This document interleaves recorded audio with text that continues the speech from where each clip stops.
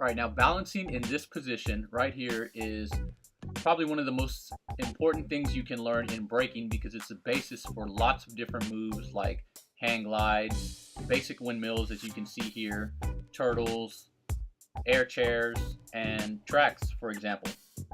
So what I'm gonna do is put my right elbow almost next to my belly button. And as you can see here, I'm putting the weight of my body on my elbow. And you can see the positioning of my hands right here. As I'm showing you, I'm going to go down and make sure that your body is on your elbow and you're in a straddle. Like you see my legs apart right there, and I'm going to lean forward. Okay, you have to get your body weight centered over your arm. And it's important for you to stretch your wrists too. If you haven't done this too much, for all beginners, I advise you to stretch your wrists a lot as you practice this. So I'm going to lean forward, my elbow almost next to my belly button, as you can see here, and my legs are in a straddle.